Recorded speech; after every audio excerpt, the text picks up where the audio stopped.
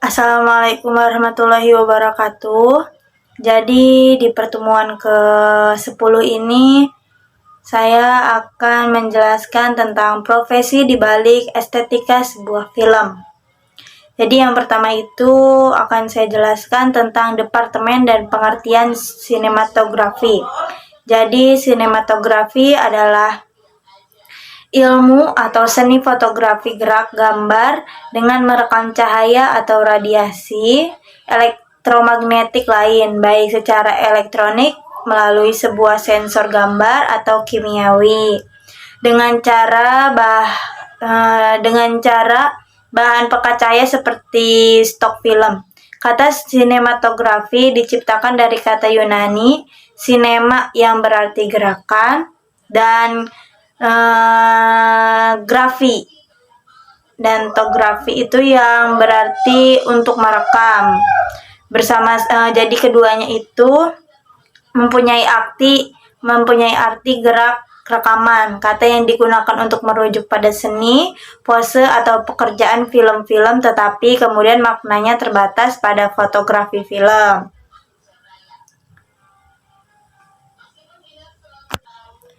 Jadi, Departemen Sinematografi merupakan departemen di dalam sebuah pembuatan film yang bertanggung jawab langsung kepada proses perekaman gambar bergerak, baik dari segi seni, sistematik, maupun teknik. Departemen penting dalam proses pembuatan sebuah film.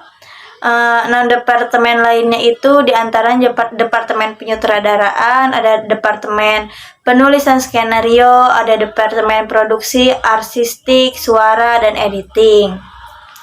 Selanjutnya yaitu ada ciri-ciri sinematografi dalam sebuah film. Yang pertama itu ciri-cirinya ada memiliki trifungsi film. Yang kedua itu ada konstruksi, dan yang ketiga itu ada artistik, etis, dan logis, dan yang terakhir ada persuasif. Selanjutnya saya akan menjelaskan tentang tahapan sinematografi pada saat praproduksi.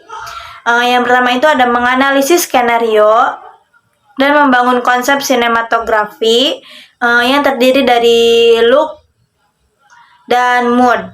Yang kedua itu ada mendiskusikan konsep look dan mood bersama dengan sutradara dan penata artistik, dan konsep dari ketiga divisi ini dileburkan menjadi konsep visual. Yang ketiga itu ada memilih dan menentukan tim departemen kamera yang dianggap memenuhi persyaratan. Yang keempat ada setelah terpilihnya tim departemen kamera, mengkoordinasi tim untuk melakukan uji coba kamera, lensa, dan segala alat penunjang kamera yang dibutuhkan. Yang kelima itu ada mengikuti reach yang dilakukan oleh tim produksi guna memahami lokasi syuting. Yang keenam ada merancang floor plan untuk memahami blocking kamera dan lighting untuk syuting nanti. Selanjutnya ada tahapan sinematografi pada saat produksi. Jadi di saat produksi ini sinematografi melakukan pengarahan sudut pengambilan gambar untuk menghasilkan perekaman visual. Selanjutnya ada mengarahkan dan menjaga kesinambungan visual continuity. Yang keempat itu ada memeriksa laporan kamera atau kamera report, dan keseimbangan tata cahaya. Dan yang terakhir itu ada mengkoordinasikan teknik perekaman visual kepada tim departemen kamera. Selanjutnya itu ada departemen dan pengertian artistik. Jadi departemen artistik ini bertugas memberikan ilustrasi visual ruangan dan waktu, dipimpin seorang art director. Seorang desainer produksi memiliki tugas utama membantu sutradara untuk menentukan konsep film secara keseluruhan, baik aspek visual, suasana, konsep warna, sound, dan segala sesuatu hasil-hasil dari film tersebut. Jadi ada 3 tugas dalam departemen artistik ini. Yang pertama itu tahap praproduksi, yang kedua ada tahap produksi, dan yang ketiga itu ada tahap pasca produksi. Jadi di tahap produksi ini tahap pencarian data awal oleh penulis yang menjadi pedoman melakukan tahap produksi. Data yang didapat kemudian dijadikan bahan untuk menentukan alur atau video campaign yang akan dibuat. Jadi sebelum masuk ke tahap produksi, yang perlu dipersiapkan adalah storyline, storyboard, dan skrip berdasarkan data yang sudah diperoleh dalam praproduksi. Setiap langkah untuk ini benar-benar digunakan gitu untuk membuat film dalam praproduksi itu, karena ini menvisualisasikan yang akan divisualisasikan oleh sutradara dan bisa diartikan dengan bahan ilustrator dan seniman konsep.